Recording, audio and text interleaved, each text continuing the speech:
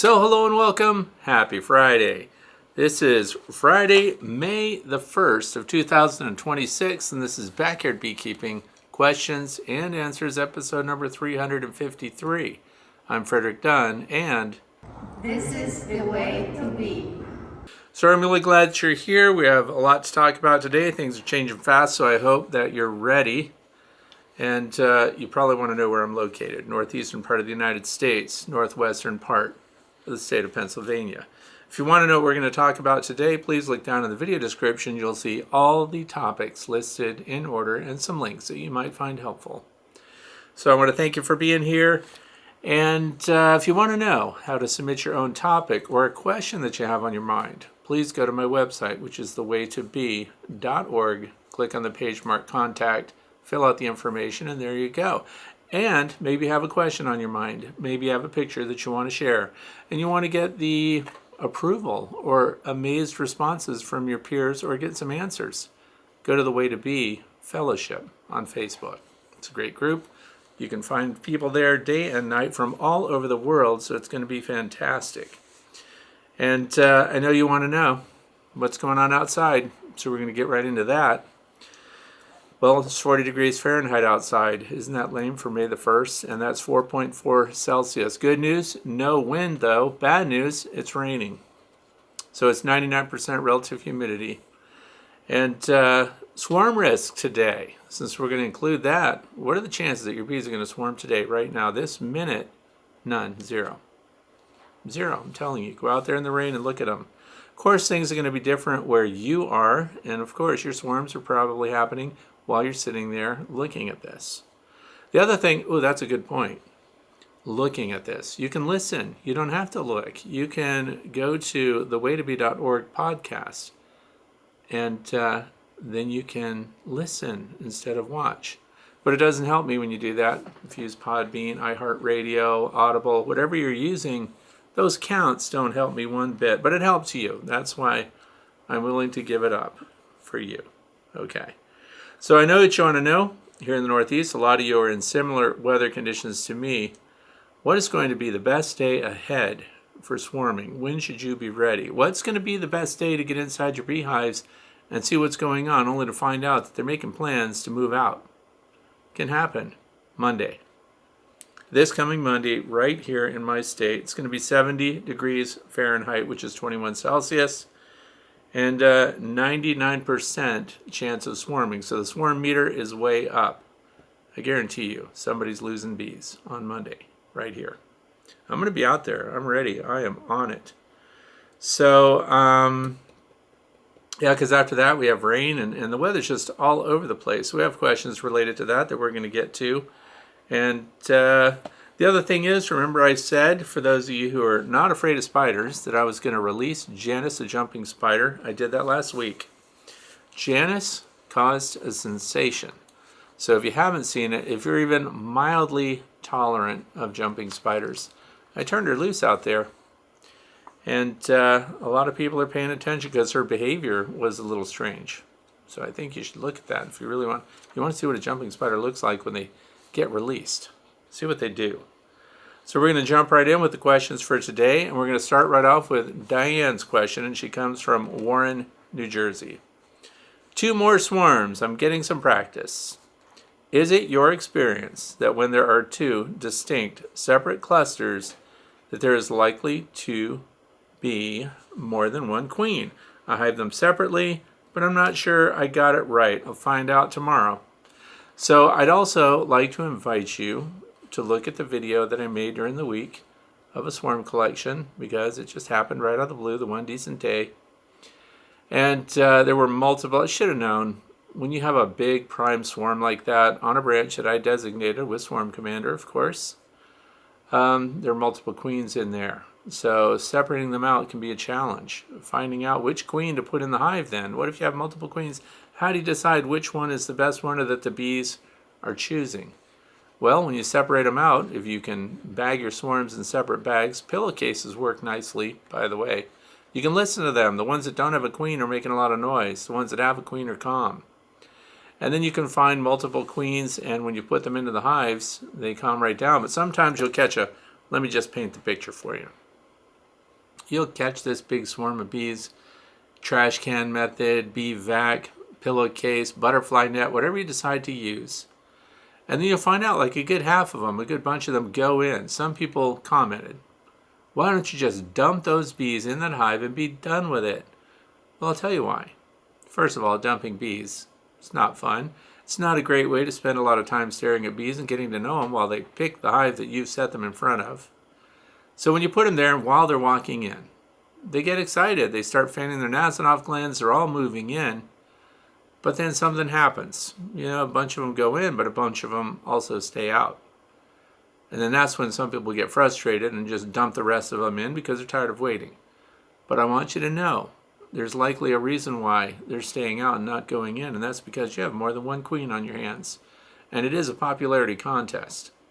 Those workers are letting you know which queen they like the most. And in my case, for the install that I just did, it was an even split. Half of the bees went in, half of the bees stayed out. And then once I realized that I had a good collection of them staying out, including a queen that I found, which distracted me from the queen that went into the hive, I took the rest of them over to another hive to see if then they would go in. And guess what? They did. So after they realized there's another hive not occupied by a queen, see what happens once a queen goes in and her pheromones in there? They take up residence and the other queens don't want to come in. Particularly if those other queens are not yet mated. So we split them up, and then they'll go to their own queens. And so if you see multiple clusters on tree branches, try not to combine them. They probably each have a queen, unless you have a method for separating the queen out. So, and I separate them out by using a queen excluder on top of a bucket, a 7-gallon bucket in that instance. So if you want to see it, please watch the video. And you'll see the details. I show all the body language and stuff so you can figure it out. Let's go on to question number 2, which comes from RN Faces. That's a YouTube channel name. Can you use this on an active hive? And the reference is to EcoWood. So I have a video that's called The Best Paint for Beehives Just May Not Be Paint After All, EcoWood, demonstration and review. So here's the thing, EcoWood comes out, a lot of people are getting new hives this time of year, and they're coating them with paint or protecting them from rot, and on it goes. If you want to buy a hive, for example, that already has it taken care of, that you don't need to paint or do anything about, I would recommend Endura hives. I get nothing for that. The Endura hive comes from Nature's Image Farm. It's a family business, and they won't rot. So there you go. But let's say you have a hive that is not finished, does not have any kind of treatment. EcoWood is a treatment, so you can submerge the boxes. That's why I like to use it before you put bees in it, because I like to dip the whole thing. I get those really shallow trays, and you mix up about 5 gallons of it. You can get that stuff at Lowe's, Home Depot, a lot of places. And then when you mix up EcoWood, which is a mineral treatment, see, I like to dip it so that it gets all surfaces, because the bees like it no matter what. It doesn't bother them at all. And it prevents rot. Does not prevent bad craftsmanship in woodwork. So if you haven't glued all your joints, and if you haven't put that final little screw in that little rabbet joint, that thin piece up there, you know what I'm talking about, that kind of tends to, cup out or whatever it does, glue and screw those things together, then dip it. But the question is, can you use it on an active hive? So once your bees are in the hive, can you still put that on there? You can. It goes on like water. It is just not as good as I like to do it. And the other thing is, they have tints and stuff that come with it. I don't use any of those and have not had any experience with any of the tinted EcoWood. I use just whatever their natural one is. It makes your hives look like they age quicker, which I happen to like, because then what do? They blend visually into the landscape where I live. Because I like that old wood look, the weathered look, knowing that they're not going to rot just the same. So I use that. Now, I would not mix it all up. And, I did have surplus, because when you mix it up, it makes like 5 gallons. I'm also told it's 5 English gallons, Royal gallons or something like that, which is larger than the American gallon. So I actually had a greater concentration than I needed. The wood that you're putting it on should not be painted or have any other surface treatments on it. So the second option is, of course, exterior latex, semi-gloss, or gloss paint if you can afford it, because the higher the gloss, the more expensive it is. This is where you make friends with the people at the mixing counter at your local hardware store, True Value, wherever it is. Make friends with them, because you know what happens? They do these custom tints. And people, this is unbelievable. Some people order paints, pick a specific color, and then they don't like it. They bring it back. When they bring it back and it's been tinted, guess what happens? They can't just put it on the shelf. They put it under the shelf where the mix master is. And then you hit them up, because they can't tell you. They can't say, hey, Fred, come over here. I got some paint for you. You have to go over there and say, hey, do you have some paint that high maintenance customers turned into you because they didn't like the tint that they selected initially but didn't like it once they saw it on a whole wall kind of thing? He says, yeah, I do, and I got to get rid of it. So you can get these paint gallons that are $65 or $70 a piece, and they practically give them to you for like $5. It's a win.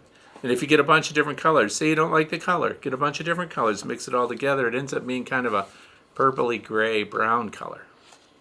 That's what I was told. Somebody else said. But for EcoWood, it's really good. Just remember, it's a treatment, not a finish. So it prevents rot, does not prevent surface aging. So, and if I'm talking about a particular paint, based on Consumer Reports and stuff like that, Valspar is pretty high up on the chart. Everybody has their favorites, but I'm just letting you know. Question number 3 comes from Cobber Pete 1. Hi, Fred. So when do you decide that you have enough hives? I have 7, which is enough for me to manage, and I have given away 2 swarms over the past season to newbies. Education is part of the deal. So I can't decide when I have enough hives. I have too many. That's clear. I don't want to keep expanding. My wife has suggested that we expand our apiary even more. But here's the risk. So I want to talk to you about this. You have to understand what your environmental loading is. In other words, how much forage is there going to be for your bees? You're going to be feeding them all? Because I distinctly remember that back when I had 8 or 10 colonies of bees, each hive produced much more honey than they do now. Because now we're over 40 on the same spot. So we're not like spread out everywhere. And this is really important. There is a website that I hope that you'll go to. It's called Beescape, beescape.psu.edu. It used to just be .org, but it was all taken over by Penn State University. So what you could do there is you look to see if you're planning to keep bees somewhere, how much forage there is. Is there going to be a dearth where you are? So where I happen to be, there's a lot of forage around, but 40 colonies in one concentrated area feels like too much. So for me, it works out because I'm not a honey producer. I'm not targeting maximizing honey yield so I can package and sell it. Now, my grandson will argue with me about that, but tough nuggets for him because we're about the bees, not about, of course, the honey and stuff. But what I wanted to share with you is if you wanted to get maximum honey yield with minimum numbers of hives, don't overload your area with too many beehives. This is one of the challenges that commercial beekeepers face because they have staging areas in the wintertime, usually in the south. And they leave a bunch of their hives on pallets in places, and they run the risk of drawing on the nectar availability, which is why they also have these huge trucks with these big containers on the back that contain sugar syrup. So if you'd like to avoid that, size it right for the number of hives for an environmental area that can sustain them. That's all. So, but I do like the part here that Cobber Pete put out. They're new beekeepers starting out. We have a beekeeper breakfast once a month. I like to go to that. We get a bunch of new people at the bee breakfast because they didn't know probably until they got there that I would be there or they would have avoided it. But having breakfast makes the breakfast the appeal. Anyway, I don't like them to order in a bunch of bees from other areas, and here's why. I'm really trying to push for locally adapted stock, what a lot of people are just calling mutt bees. Now sure, I like to support bee breeders, people that are doing all the work, that are trying to get the genetics right and everything else, but in the meantime, for the backyard people who don't want to buy everything, Swarms are it. And if you've got all the bees that you need, collect some swarms even when you get the call and give them away to some of the new beekeepers and use that as an opportunity to teach them how to install a swarm. And then you can do it the patient way, which is what I do, and let the bees walk in. Or you can do it the speedy way for people that have a schedule to keep and just dump them in and go. So, any way you want to do it, but give the bees away, help people out, help them get started if they're sincere about bees. Make them do the legwork. You should have a quiz that you have to ask them. Why are you keeping bees? What do you know about them? What is it going to take to take care of them? Did you take a class? Do you have a mentor? Because those are all valuable things. I'm not saying that we close the door 100% on somebody who doesn't have any of those boxes checked. But it does help them along the way, because when they do everything wrong and they lose their bees and they make sick bees and they don't understand how to get involved with the bees for an entire year, it's going to fall back on you because you hooked them up. Question number 4 comes from Chriso6884. Since you've been using the Swarm Commander on specific branches, how often do the swarms go to the designated branch versus how often do they land somewhere else? Now keep in mind this happens in your own apiary. So, priming a branch with Swarm Commander, which by the way, I can say percentage-wise for this year, it's 100% effective because I've only got 2 swarms on one branch. But that's what they did. They combined on one branch. Why'd they pick the branch? That particular branch. Because I tagged it with Swarm Commander. This is what Swarm Commander looks like. Oh yeah, here's what I wanted to do after I got that. I wanted to get all the different iterations of Swarm Commander. Because there's the spray, which I have in the fridge. There is some kind of little plastic Swarm Commander impregnated thing that you can hang on stuff. It looks like a little bee. And then, of course, there's the little dabs, the break capsules that are super convenient to have that you can help prime things. And once the bees start using a branch, they use it over and over. So statistically, though, instead of wising off, I'm going to tell you, last year we had 2 swarms that did not go on the branch I designated. They either went really high or onto another tree altogether. So the rest of them, there's a lot of them, more than I can count, unfortunately. And I gave away a lot of bees last year. And this year I'm going to hold on to a bunch of them because I had different plans. I'm just going to steal their queens and use them to fortify the colonies. I'm under pressure by the supervisor to make sure that he gets more honey production. And he thinks that more bees will result in more honey. And that's true. I just don't like to tell him that he's right, because he really rubs it in. 10-year-olds are the worst. Moving on, question number 5. This comes from Francis. It says, Fred, I've been watching you for a very long time. I caught a swarm. It was almost dark. I caught it and took it to an out apiary. I left it in the nuke box, which is short for nucleus, and not closed up with drawn comb and foundation to put it in a hive the next day. I went back the next day to give it a frame of brood and put it in a box, and it was gone. So it was dark when I caught it, so I could not check for a queen. What do you think? What do you think would be your guess? And then went on to say, and this is the part of the question I don't like, AI said I did not get the queen, so they left. AI said they went back to their hive and that they came from, and I moved them about 3 miles from where there were any ideas. Okay, AI. AI's taking over YouTube. Don't watch them. They're fake. Artificial intelligence, so ridiculous. Taking over Facebook too. There are gardening channels that are 100% AI, and they're killing it. So, but in this case, AI was wrong. Are you shocked? I'm not. So it doesn't know things. It only knows what you type in. But here's the thing. We don't want the bees to leave. So that's called an abscond. You collect your bees. You got them in a box. You think the queen's there. In this case, Francis is not sure. And the next day you come back to get them, or in this case, fortify them with a brood frame. And that's supposed to anchor them there because nurse bees don't like to leave brood. But without closing them up, without having a queen includer on the box, then you have no way of verifying that, number one, once the queen gets in, that she won't just leave. Queens are fickle. They will do odd things. So, for example, let's say we had a nucleus hive. And I like the wooden ones. So I have a bunch of the plastic ones, but those are just tools for transporting small numbers of frames. When we talk about the pro nukes, I have one sitting over here. You use the pro nukes because they're handy. They're super lightweight. I don't put actual colonies in them. I just use them for tools. For example, when you're doing resource hive movements, things like that. I have two choices of gear that I use to move those frames around. The Pro Nukes are good. They hold about 5 deep frames. And I also have the Hive Butler totes, which are larger. They hold 10 frames.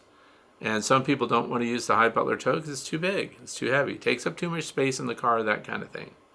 So the Pro Nuke fills the gap for that. So we can go and pull a couple frames of brood over here. I like to do super fortifiers. And by that I mean go to several hives, which is one of the things I'm going to be doing this coming Monday to help thwart their instinct to swarm, if they're not doing it already. Some are going to swarm, there's nothing I'm going to be able to do about that. But I can pull frames of capped brood in particular. That's low maintenance, it still has to be warm, and then I can put that all together with a queen in another hive and start out gangbusters. So just between me and you, I'm going to fortify my grandson's hive. He's going to think they exploded overnight. He's not going to understand why they're so prolific. And I'm going to probably tell him what's the power of positive thinking. They knew you needed honey, that kind of thing. So if you've got an established queen, but a colony that's not gangbusters, but she's laying well and everything else, you can fortify them with a bunch of brood without really negatively impacting the colony that you pull the brood from. If you just pull one frame at a time, bring some nurse bees with you, stick it right in there, they don't even care. And it'll build them right up. But if you're building your wooden nuke box, these wheels, this particular one comes from Better Bee. I don't know if it's branded. It says Queen Excluder. That's not the brand. Queens, drones, open, and ventilation. So anyway, if you had a hole right on the front of your wooden box, whatever wooden box you're using, maybe even designate one just for swarms. Ooh, I just had an idea. Okay. So let's say you're going to ultimately put them in an 8 or 10 frame brood box in a new spot, new stand, that kind of thing. Build a brood box with a big hole in the front that you put your swarms in when you go somewhere else to get them. Put this on the front of that hive. This screw goes through the back. This is just the way they come. And then you'll have the big hole there. So it's wide open when you put your bees in. Found the queen, put her in there, rotate this around, block it with the queen excluder, which now we call the queen includer because she's in. And then they can't abscond. They have to stay. The workers can come and go. And I don't want that hole to be a little tiny 3/4 inch hole because we want them to be able to really come and go.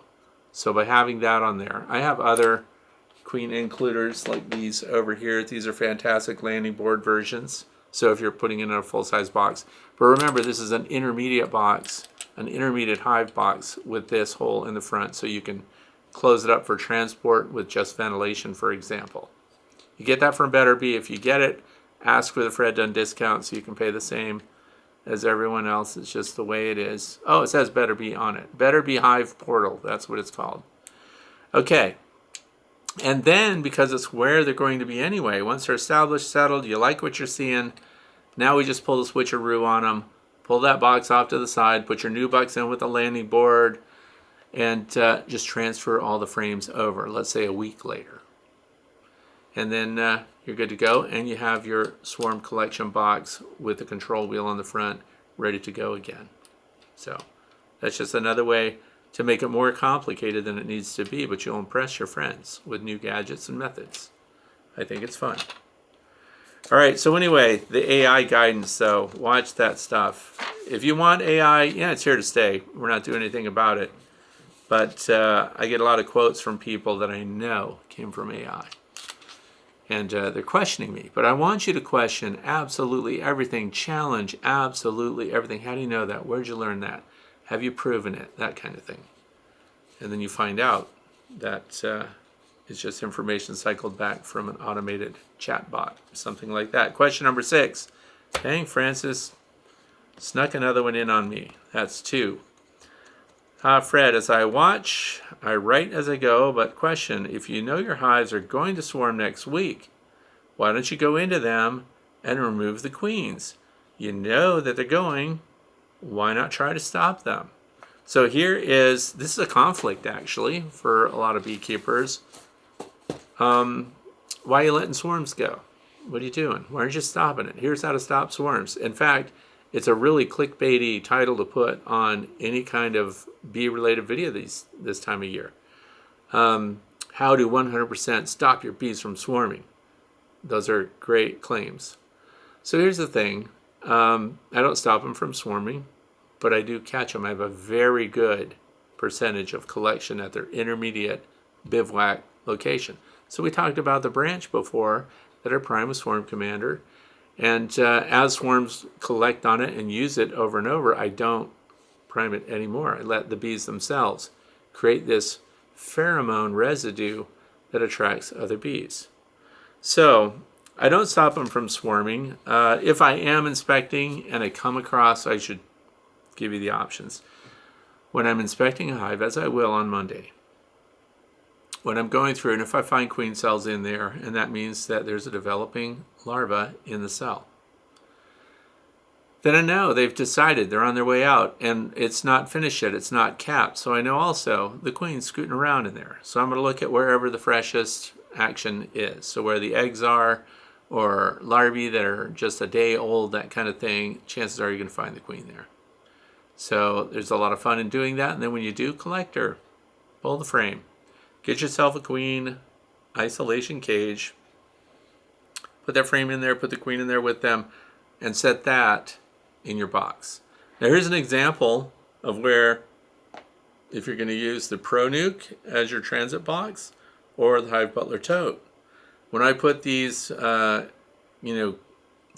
of the queen in a cage, that doesn't fit anymore in the Hive Butler tote because the metal thing is just too wide. So it does fit in the Pro Nuke, but I can't put 5 frames in the Pro Nuke then. I only put 4 of them in. So you can come with that all pre-staged, knowing darn well you're going to find the queen. And then it gives you the versatility to move them around. Now let's move on.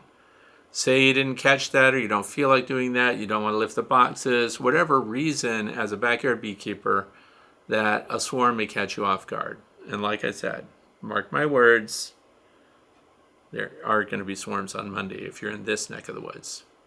Okay, so now they swarm out. Why do I want them to do that instead of just transferring frames? Well, what if I have to put them in a top R hive? Then I can install a swarm. It's the easiest to install ever because they're not on any frames. I don't have to worry about frame compatibility. What if I want to set up a Layens hive and all I have are Langstroth boxes out there? Layens frames are totally different. Now I can just install the bees through the opening and put a queen includer over it to keep them from leaving later when they realize they've been duped and there's a bunch of Layens frames in there that haven't been worked before. It gives you a chance to move your bees into a variety of different configurations. And when it comes to observation hives, often we don't like to open them up. They're inside a building, and you have to take the whole observation hive outside depending on the setup that you have. And this removes that step. All you have to do is go outside, hold the bees that you've collected from a swarm up to the entrance. In they go. Once the queen goes in, boom, queen includer over the front. Don't forget that step. The bees can come out. If the queen comes out, you'll lose them all. So once the queen is in fact, you can use the queen to entice them into the box. So the way my observation hives are set up, inside they have a blast gate, which is used normally for dust collection in carpenter shops and things like that. So I get the really, really good ones. The reason I got the really good aluminum ones that look nice is because I like it to look scientific and sophisticated, more sophisticated than I am. And then you go inside, you have your swarm outside, you found the queen because she was walking up the bucket or the butterfly net or whatever collection device you have, and you collected the queen. Then you go inside where your observation hive is, you open your blast gate, you put her in through the blast gate, which has a translucent connector on it, so you can see her go in. close that, queen includer on the front, outside the hive. The bees all start piling in, and they're going to join the queen because there are pheromones in there now. That is fun. And you can watch it because it's an observation hive. You can see it all happen. So anyway, that's why I don't try to stop them. It's, first of all, fun. It might be laziness. I don't know. But if I'm doing an inspection and I come across them and I see those conditions, I'll make a split and create a resource hive anyway. So that's just what it's about. Question number 7 comes from George Garcia, 5052. Fred, have you ever used the queen introduction frame? You always discuss them in terms of instructions as opposed to your experience. I'm always interested in your experiences. My one-time use, and it failed. Okay, so when it comes to these queen introduction, which is different from queen isolation, if you notice I have 2 of those. Where are they? Sitting here behind me. If I bought in an expensive queen, and I thought a colony was queenless, but I could be wrong. Sometimes this is what happens. You think a colony is queenless because you don't see any eggs. The brood is kind of waning. There's some capped brood left, stuff like that. Whoa, they need a queen. And you go and you buy a queen through the mail, and you get them from whatever the reputable queen source is. You spend $35 to $65, depending on which one you get. And you go and you stick it in there, in the queen cage, hopefully. And if you direct release, high risk activity. But anyway, you turn it loose in there only to have your bees kill it or drive it out. You find it dead on the landing board the following day, kind of thing. It's kind of a sick feeling. But the thing is, they didn't need it because either they got replaced by a queen, they have a queen that just got mated that was a little late in getting mated, they were already loyal to another queen, so they killed yours.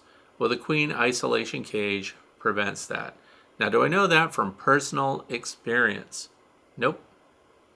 So, but it comes from somebody that I trust. Dr. David Peck from Better Bee is the one that I talked at length about it with. I have it. It's a tool in the arsenal that I might need someday if I ever free up the finances and buy a really expensive queen someday.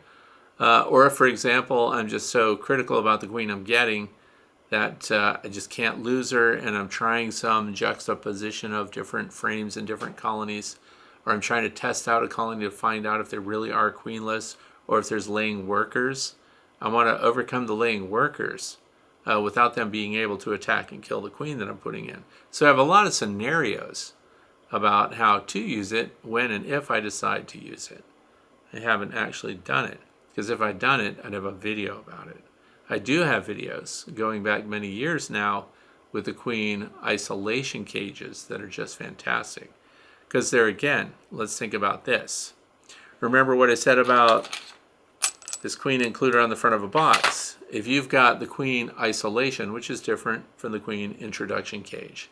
If you have a queen isolation cage and you're dealing with a swarm and you are lucky enough to find the queen, and we've become very good at identifying where the queen's located and finding her while we're not dumping the bees into the hive. It's really important because then we can find the queen, we can see her, we can look her over, she's in good shape. And then we can put her in a cage, a queen isolation, not isolation, not introduction cage. And the difference is the isolation cage lets workers pass through so they can take care of everything. So we could put the queen in that cage on a frame and put that queen on that cage on that frame inside the hive that we want them all to go into. And they will all sense her pheromone and go in there, and the queen can't leave. So that's an example of how to do it if we don't have, for example, an entrance that is suited to putting a queen excluder on the front of. So that's just another way of controlling it. And I've said before that if you've collected a swarm from somewhere else, you don't know anything about them, this is a great way to see what the brood is like. And I have done that many times with 100% success. So it's another way to retain the queen, use her as a lure, draw other bees in. So that's it. But yeah, I got called out by George Garcia. It's true, haven't done it, but I do trust Dr. Peck, don't you? I do. He speaks the truth. Okay, so question number 8 comes from Jason Seward, 8506. I froze a brood box after cleaning a dead out. It was wrapped in shrink wrap and then it thawed. A little bit of condensation must have gotten onto or into some uncapped honey.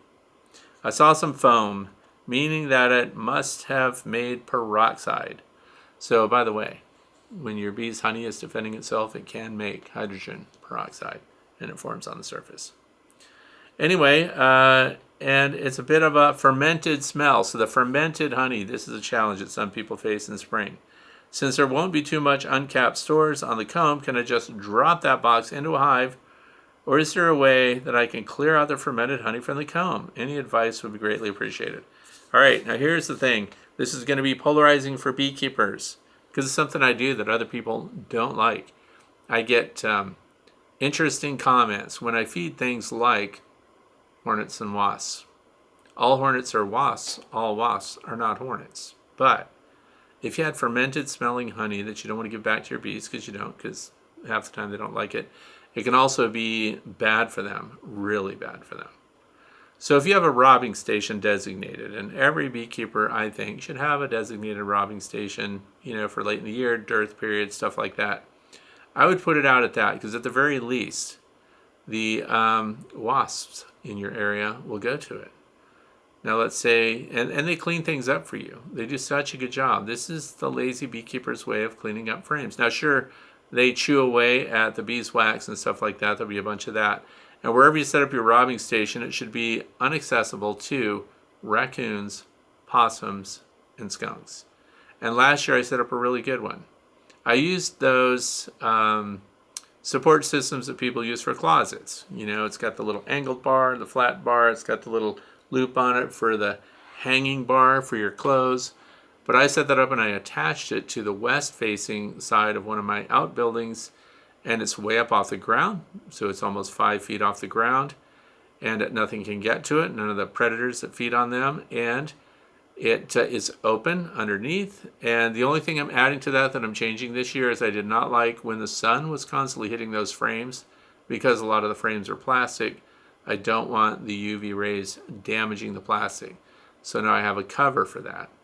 So we have a covered extension that's attached to a building that we hang frames on, that we want just whatever bumblebees, whatever shows up, they can clean it up for us. And one of the reasons that's really interesting for me personally is because I want to see what's out here. What's coming around right now?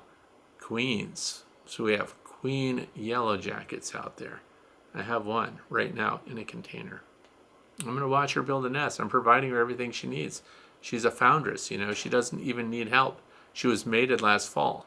So you can find these things on there. You can see the queens. You can see what's in your area. And that's the interest level for me. So, and if the honeybees go to it, then they're endorsing it. They're letting you know that it's not too fermented. It's not too bad. And the other thing, of course, if there's a bunch of it and it smells like fermentation has started, take up mead making if you haven't done it. I did a video on that. You can go to my website, my YouTube channel, which is Frederick Dunn. Type in the right-hand corner how to make mead. And I show it to you step by step, everything. You get a lot of mead out of a little bit of honey. So that's it. Question number 9 comes from Michael Remsen. That's the YouTube channel name. Hey Fred, have you ever come across this phenomenon I call shiny propolis or propolized pollen? The bees won't use it and they won't remove it. And that frame will be ignored. I end up removing it and melting it down. So I didn't see the picture, so I don't know exactly what we're talking about, other than sometimes, particularly in spring, when we're looking at the leftover frames and stuff, and looking at stuff that your bees did not use, didn't touch, and aren't cleaning out. Sometimes you'll find really dark, ruby-colored pollen, amber-colored pollen cells that are super smooth, almost like they've been provided with a thin layer of wax. In some cases, in a lot of cases, your bees will just seal it up and not use it because something's wrong with it. So what can you do? I mentioned this before, but these are fun. And somebody else is mad because everything's cordless now. And this doesn't last a long time, so it's only for the most stubborn stuff, but you can blast things out of the cells with a water pick. And this is one of the cheap versions. Like, I don't get the water pick brand one. It was twice as much as this thing. And you can blast it out of there, out of those cells. And apparently it makes your water pink yellow. It can also plaster itself all over you. So you can put a frame with this pollen in it in the water, because you're going to soak it anyway. You're going to be cleaning it up. And then you stick it in the water, and then you put this in the water also, and just put it close, and it'll blast it out of there while it's underwater, and then it doesn't blast back on you. So it's good stuff. I think it's fun. And you'll find there's a lot of uses for stuff like that. The other thing was, I was experimenting with this, but I didn't make a video about it. One of those nozzles for your LP air that focuses the air at a really high velocity, I was able to use that on plastic foundations, and depending on how much damage I wanted to do to the beeswax that's still on there while I'm cleaning out cells, cleaning a dead out, I could actually blast away just with air the beeswax that was on the frame. And this is brewed beeswax, tough stuff. But so it's another thing to look at is the air that you can use. And power washers work too. If you just want to get rid of everything, just blast it away with a power washer. You can crank up these power washers until it almost damages the plastic. Now the other part of that is too, when you're all done, you're still going to have to heat it up. By the way, I've had people that are having troubles getting beeswax. They've seen that you can take a roller, heat up the beeswax, and they're rolling it onto the plastic foundations and stuff. You should also have a hairdryer or some means of warming up the plastic foundation. Don't just warm hot wax onto a cold plastic foundation. If you pre-warm the foundation also, and you're going to wax coat it, then you'll find out that it goes on much easier. So, just adding that. So that'll be it. But yeah, the bees will ignore it. For some reason, they never end up cleaning it out, so it's up to you. You got to pull the frames. Make that happen. Last question of the day, question number 10, comes from Chris from Spencer, Rochester, New York. It says, bee populations are increasing rapidly, and foraging has been good for the past couple of weeks. However, the Northeast appears to be heading into a prolonged period of cool, gray, wet weather and possible frosts or freezes. I fear this may be a dangerous period for the bees. Any thoughts? I still have feeder shims on my hives and was planning to make some syrup available if conditions really limit foraging. Maybe I'm being overly cautious. Okay, so I'm going to give you both sides of this. We are not commercial beekeepers. If I were, I'd be out there with the sugar syrup right away.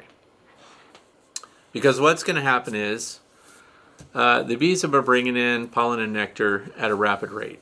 And the nectar, by the way, we have apple trees blooming, we have prairie fire crab trees blooming, we have a whole bunch of different varieties out there giving nectar and pollen, so the bees are bringing it in. The other thing is, how do you know when they're bringing in a lot of nectar? We see a lot of fanning at the entrances.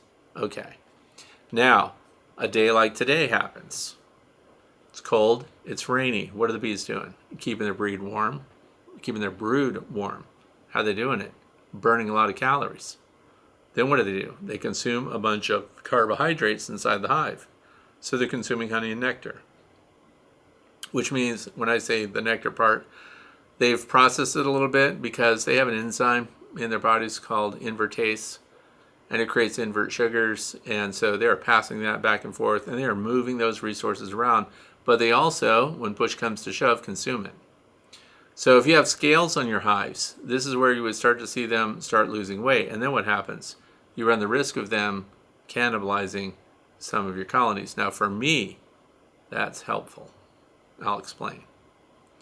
They're building fast, just as described. They've got all these resources coming, and what's going to happen? Monday they're going to swarm. But if they consume a bunch of their resources, it slows them down.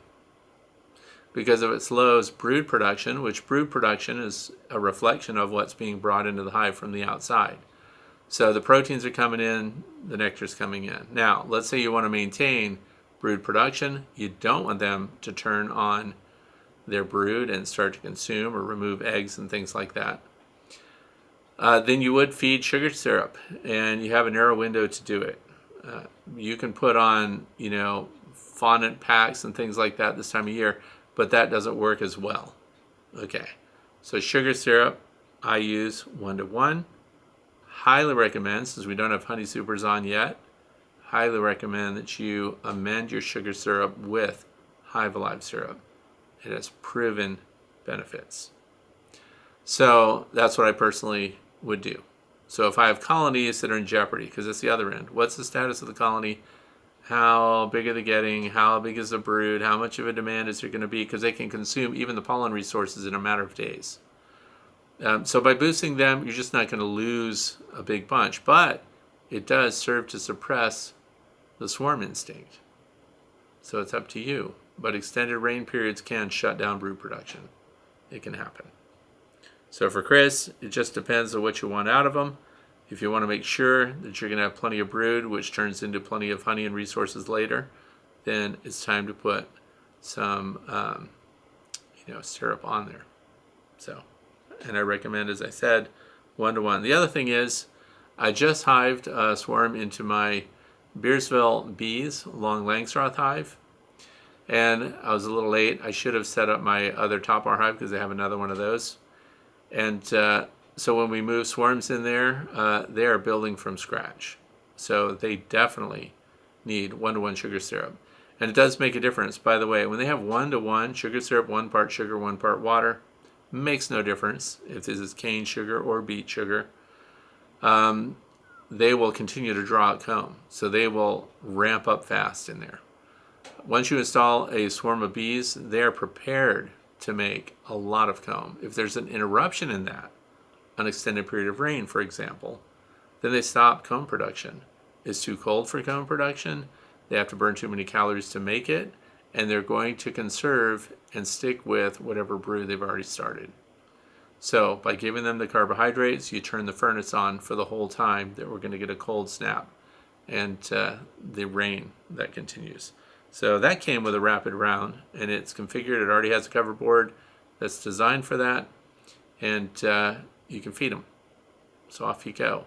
I'm counting on my lay-ins hives to consume a bunch of their winter leftover honey during that period because they have too much of it. And yes, I'm being lazy. I'm going to have to make cut comb because I'm going to do crush and strain on the surplus honey in there because I don't have the extractor that's big enough for lay-ins frames. But same thing, they're still kind of plugged up a little with honey, which again, this cold spell, this rainy spell ahead, is going to help them consume that and save me from having to harvest it. Comb honey, by the way, is in demand right now. So that was the last question for the day. Don't forget, if you have questions for me, go to thewaytobee.org, click on the page marked contact, write in there what you'd like me to talk about or a question that you have, and we'll see what happens. So, part of the flush, Monday, don't forget, pre-stage all your stuff, because here's what happens.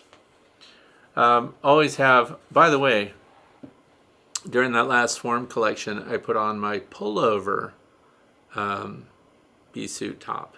So it's a pullover jacket, so no zipper around the neck. It still has the zippered veil, but it's permanently attached to the pullover. No front zipper, no weak spots. And it has Velcro wrists. Who do you think makes it? Guardian Bee Apparel. It's really nice. So there's a plug for that. The Guardian Bee Apparel pullover. That's what should be in your swarm kit, in my opinion. And if you want to impress your friends and make a little joke out of it, kind of, get that Better Bee Pocket Emergency bee jacket. It comes in a packet this big. You unzip it, you flip it inside out, you pull this thing on. It looks kind of funny, but it's also effective, and you could have that in the glove compartment of your car. I think it's called the emergency bee. If you have one of those and you like it, I've only brought it as a presentation device because I just like to have conversation starters kind of thing. If you've used it and you like it, tell us about it. That'd be cool. So have all that stuff ready to go. Stage it. So if you've got a bee vac and it runs off a battery, charge your batteries right now. Don't wait. Go out, say hit pause, go charge all your batteries up. My Everything bee vac is charged, and my power station, DeWalt power station, which runs my Colorado bee vac, that's charged up. We're not playing games. When they start swarming, because here's what happens. It won't be just one colony that swarms. It's going to be several. Those of you who are on the beeswarmed.org website registry, and I recommend that you should be, if you don't know what I'm talking about, beeswarmed.org, and you create an account with them. That does not cost you anything. If you want to get alerts by phone, text message when there's a swarm in your area, and you decide which alerts you want, you'll get free bees. Do that. Register. Also, this is a time of year when social media lights up when somebody sees a swarm of bees and they post it on social. What do we do? Who gets them? And then you have all these people talking about who can go and get it. Just send them the link to beeswarmed.org and say, please report any bees that you find like that to this site. And that connects to all the beekeepers in your area that are registered. So charge your batteries up, don't play games, have Hive Alive syrup ready to go. Add it, prep empty hive boxes. So once again, if you're still sitting there with dead outs, I have to be honest, I'm not done with all of mine yet either. Clean them out. And also be ready to treat for Varroa destructor mites if you're going to be in the treatment category, and I recommend that you do. If you find high mite counts, so while you're inspecting colonies, do a mite sample. If you've got removable trays under a screened bottom board, it's time to clean those out too. A lot of people might be putting that off, and you put those under there and then see what a week's worth of detritus in that tray looks like and count mites down there. And then you can see at least colony by colony which ones are dropping the most mites through grooming and stuff like that. But I recommend, I'm trying out, by the way, the new RTU, which is ready to use dribble method that Better Bee had at the conference. Bought it myself, paid fat stacks for it.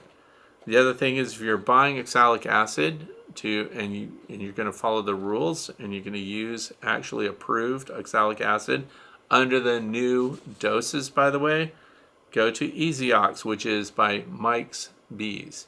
EasyTech-OX, and you can get tablet forms, you can get powdered, and he's still waiting on those extended release oxalic acid sponges. So, and when those come out, I'm going to be talking about those extended 90-day treatment sponge packs for oxalic acid, because that is it. No risk to you. The dribble is safe also, less effective overall, but better than nothing. Oxalic acid vapor is the most dangerous to people method that you can use. So you have to wear a full respirator. You have to protect your eyes. You have to protect your hands. I know there's a lot of people that make videos where they touch it and they let it get on them and they say it doesn't matter.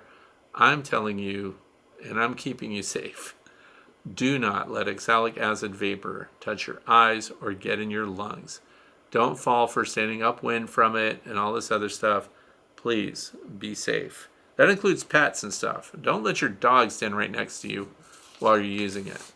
So, but anyway, oxalic acid it's called EasyOx. Go to Mike's Bees to get it. I'm not paid to do that. I'm just telling you, it is the most reasonably priced, approved material when compared to apibioxol. That's it. I want to thank you for watching and listening, and I hope that you have an absolutely fantastic weekend, you and your bees. I'm Frederick Dunn, and this has been The Way to Bee.